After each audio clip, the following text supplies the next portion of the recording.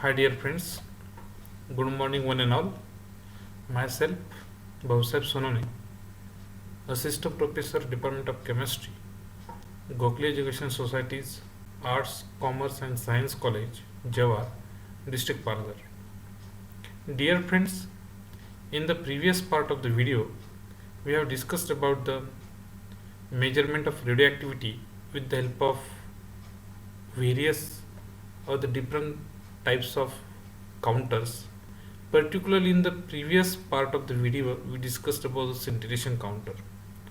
Earlier that we have also discussed about the CHEM counter. These are the two counters particularly used for the identification and the measurement of radioactivity, means what type of the radiations or the particles are emitted by a radioactive element that can be identified and measured with the help of GM counter and the scintillation counter.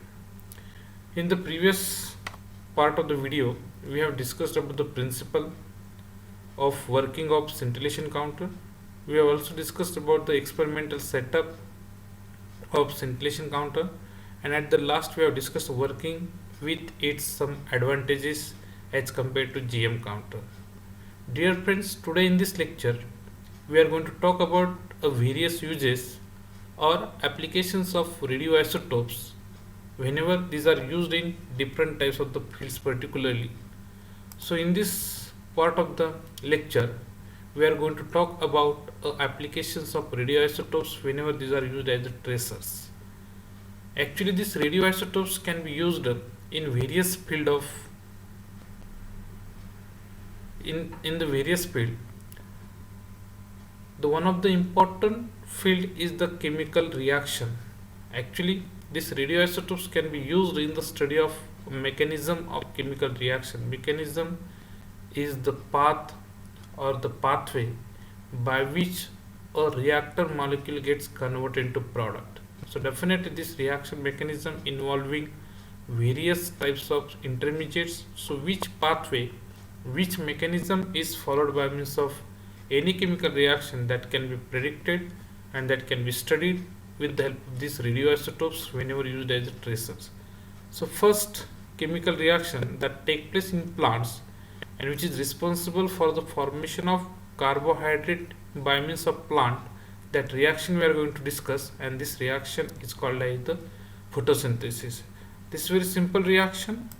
Actually each and everyone is well known about this photosynthesis. What happens in the photosynthesis? Simple conversion, that carbon dioxide and H2O, means the water, get combined with one another in presence of sunlight and chlorophyll pigment which acts as the photosensitizer, and the product of this reaction is called as the carbohydrate. So this is the formation of carbohydrate from carbon dioxide and the water in presence of sunlight and the chlorophyll pigment which acts as the sensitizer or the photosensitizer in plants, and this is the process by which the carbohydrates are formed, and this photosynthesis is possible only in plants. Why this is so? Because this chlorophyll pigment is present only in plant and it is not present in the animals. That's why this photosynthesis is possible only in plants. But whenever we are going to talk about the photosynthesis, definitely there are the two precursors of the reactant, that we call it as the carbon dioxide, and another one is the H2 molecule.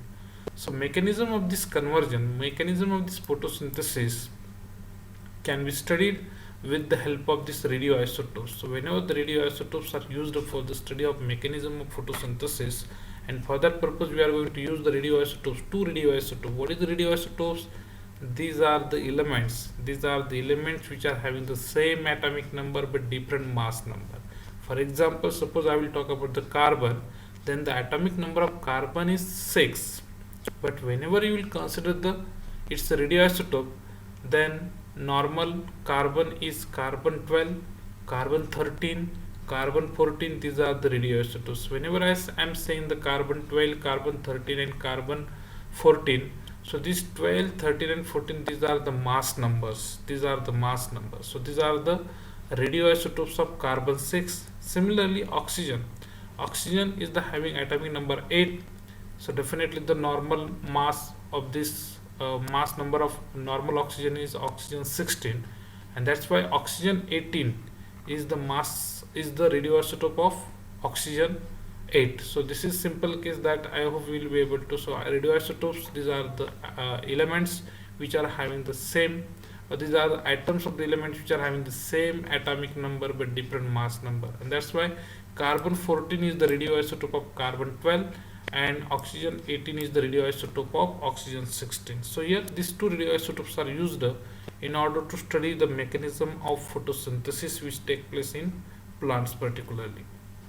So here this is the simple reaction. Whenever we are going to talk about the photosynthesis, the formation of carbohydrate is take place like this. So here carbon dioxide, 6 molecules of carbon dioxide combined with 6 molecules of H2O, and there is a formation of this carbohydrate. This carbohydrate definitely, actually the main part here is that, or our part of interest is that the water oxygen which is liberated in the process of photosynthesis, whether this oxygen come from H2 molecule or the carbon dioxide. This is the part of our interest, because this carbon dioxide also containing oxygen and H2 molecule also containing oxygen. So this liberated oxygen, whether it comes from H2 molecule or the CO2 molecule. So for that purpose, it's very simple that I am going to replace both the oxygen one after another, or oxygen of both the molecules one after another by means of its radioisotopes. So in the first part, what I am going to do, I am going to replace the oxygen of H2 molecule by means of its radioisotope oxygen 18. So here in this case, what is observed here? Whenever I will replace the oxygen of H2 molecule by radioisotope oxygen 18, then liberated oxygen was associated with the radioisotope. Here I hope you will get the idea. So it means that whenever I will replace the oxygen of H2 molecule by its means of its radioisotope, now it will become the part of liberated oxygen. So this is the one possibility that I tried to check here. In the second part, what I have done, now I will not replace the H2 molecule. I will not label the H2 molecule. Now I am going to label the oxygen of carbon dioxide by means of its radioisotope, or I will replace the oxygen of carbon dioxide by means of radioisotope oxygen 16. So whenever I will label the oxygen of carbon dioxide by means of radioisotope, now it will become the part of, or it is associated with what? It is associated with the carbohydrate. I hope from this two trial, from these two possibility, or from these two observation, I hope you will be able to make the conclusion. So it means that whenever I will replace the oxygen of H2, now it become the part of liberated oxygen, and whenever I will replace the oxygen of I will label the oxygen of carbon dioxide, now it will become the part of what? It will become the part of carbohydrate. What does it means? It means that whenever I am going to replace the oxygen of carbon dioxide, at that time liberated oxygen is not containing radioisotope. It means that this oxygen come from H2 molecule, or here you can say in the first possibility. So whenever I will replace the oxygen of H2 by means of its radioisotope, now it is associated with the liberated oxygen. So this is the conclusion. So here both this observation indicates that the water oxygen released in the process of photosynthesis, it is not coming from carbon dioxide, but actually it comes from water molecule. So liberated oxygen in the process of photosynthesis comes from H2 molecule and not the CO2 molecule. This is very simple. So here by means of this radioisotopes of the oxygen, we are able to predict the water oxygen or liberated oxygen, whether it comes from H2O or the carbon dioxide. Then we got the conclusion here, liberated oxygen in the process of photosynthesis comes from water molecule, means H2O molecule, and not from the carbon dioxide molecule. So in the next applications, or in the next discussion, we will have the next reaction, that is the hydrolysis of ester. Again, this is important, or this is one of the another example by which we will use the radioisotopes for the study of reaction mechanism. This is a very simple reaction, hydrolysis of ester. So whenever the esters are subjected for the hydrolysis in presence of acid or in presence of base, definitely there are two products. One is the acid, another one is the alcohol. So this is the ester molecule. This is the general representation of the ester molecule, RC double bond O R prime. Whenever it is subjected for the hydrolysis in presence, means in presence of H2O, then one is the product acid, another one is the alcohol. So again, whenever this ester molecule get converted into product acid and alcohol, which pathway, which mechanism is followed by this ester molecule through various intermediates, this is the purpose of our study. So whether, actually there are two possibilities, either carbonyl carbon and oxygen, this bond will be broken, or it may be that a bond between this oxygen and R prime group may be broken. So which bond actually broken during the hydrolysis of ester in presence of H plus and OH minus, then this is the part of our study. So that we will consider here with the two possibility. In the first possibility, what happens? This is the first possibility in which what happens, whenever in the first possibility I am going to label the oxygen of H2 molecule. Whenever I will replace or I will label the oxygen of H2 molecule by means of its radioisotope, so this is the acid, then it is associated with acid molecule. It means that whenever I will label the oxygen of H2 molecule by means of its radioisotope, and if it is associated with the acid, it means that it follows the path first. It's very simple. It means that, what does it mean? It means that this oxygen will attack here, this oxygen will attack here, this bond will broken down and it will again form, and it will be this OR will be the leaving group, and OR with this hydrogen will become R prime OH. This is the pathway actually if it is associated with, or if this radioisotope of H2O is associated with acid molecule, it means that it follows the path first. But suppose it is not associated with the acid molecule like this, I hope you will be able to let me adjust this first, please. Okay. Yeah, here in the second case, but if this radioisotope O18, oxygen 18 of H2 molecule is not associated with the acid and it is associated with the alcohol molecule, it means that, what does it do? It means that it follows the path second. It follows the path second, and this is the purpose of our study. And how, in this case, how the radioisotopes are used to identify whether the reaction follows path first or the reaction follows path second. Then after this possibility, whenever the products are analyzed, then it was found that the radioisotopes of H2 molecule, or the radioisotope oxygen of H2 molecule, it was associated with what? It was associated with the acid, and it was not associated with alcohol molecule. If this is the case, here you can see here. So by using radioisotope oxygen 18, whenever it is labeled in H2 molecule, it was observed that it was associated with the acid molecule. It was associated with the acid molecule, and it was not associated with the alcohol molecule during the formation of product in this reaction. Hence we can say that this reaction mechanism of ester hydrolysis follows path first and not the path second, because labeled oxygen of H2 molecule, it was associated with acid and not associated with alcohol, and it was possible in the path first. You can see here this oxygen 18 of H2 molecule is associated with the acid, and in the path second it was associated with the alcohol. So but whenever the products are analyzed, then it was found that the radioisotope of H2 molecule, it was associated with the acid and not associated with the alcohol, and this is possible in the path first and not path second. So whenever ester molecule undergoes hydrolysis, it always follows path first and not the path second. So I hope you got the idea about which pathway or the mechanism is followed by means of ester molecule during its hydrolysis into the formation of or to form the products like alcohol and the acid molecule. So next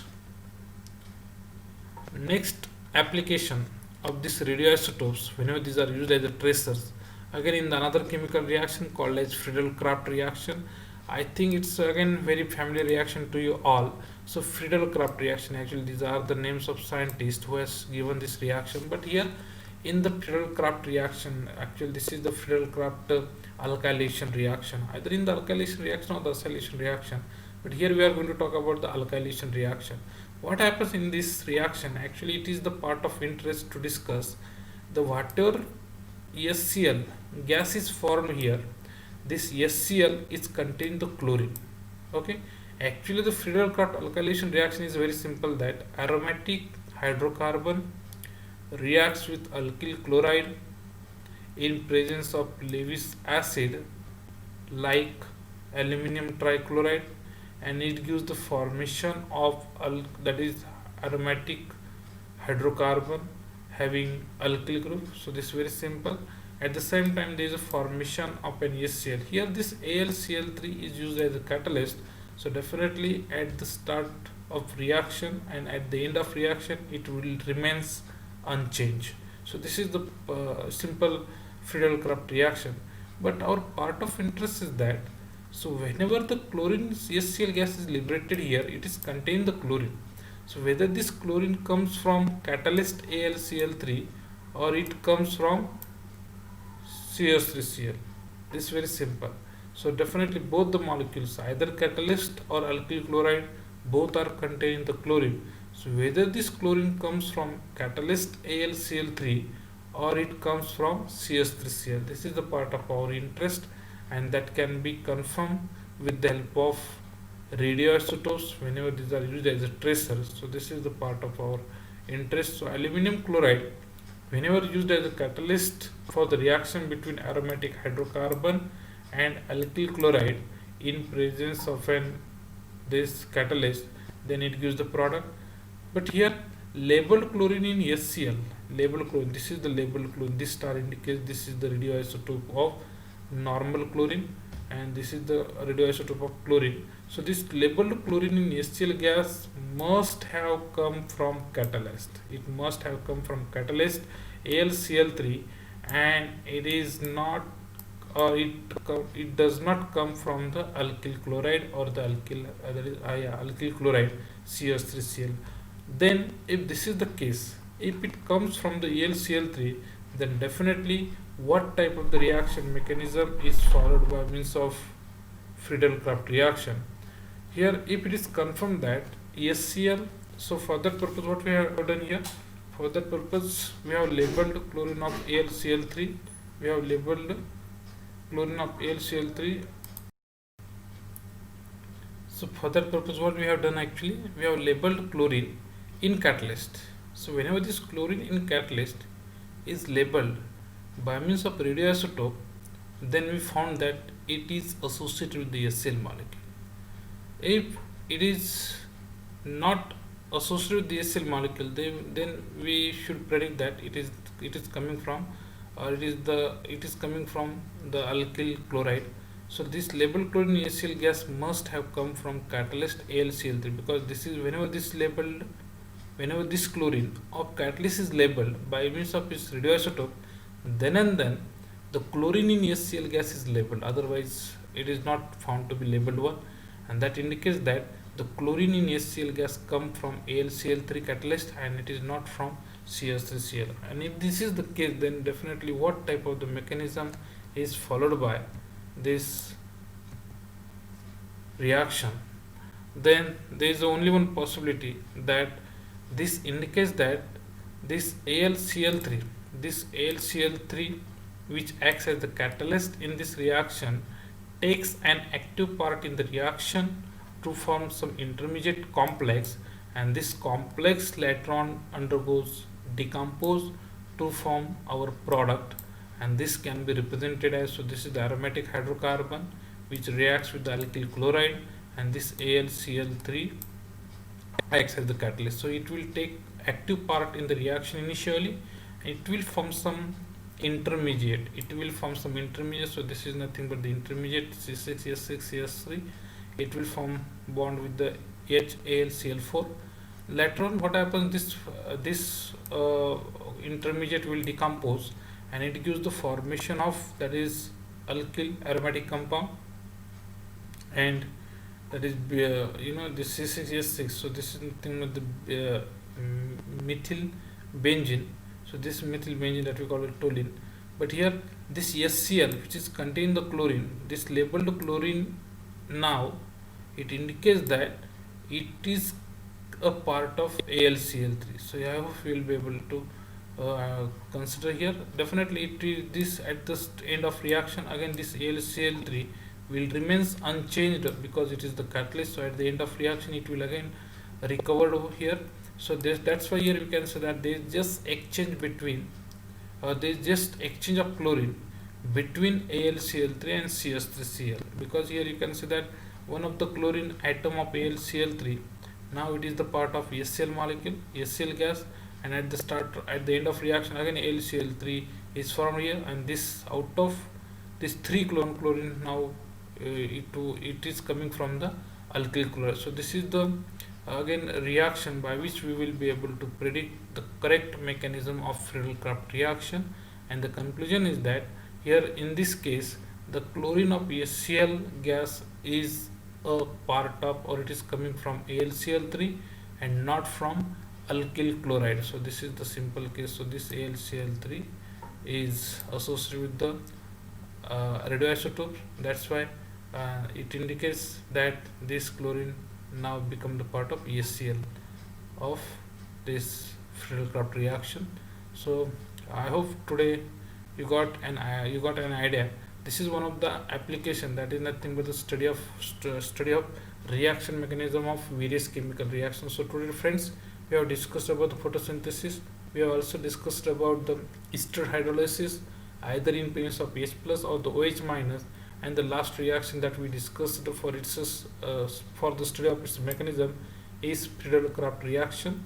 So this is 3 example by which we have studied the applications of radioisotopes whenever these are used as a tracers for the study of reaction mechanism of chemical reaction, various types of the chemical reaction. Apart from this, there are again another applications of these radioisotopes for the another purposes that we will discuss in the next lecture. So here this is important thing for us to study the different applications of radioisotopes. So in the next part of the video we will discuss about the remaining applications of radioisotopes whenever these are used as tracers. Thank you.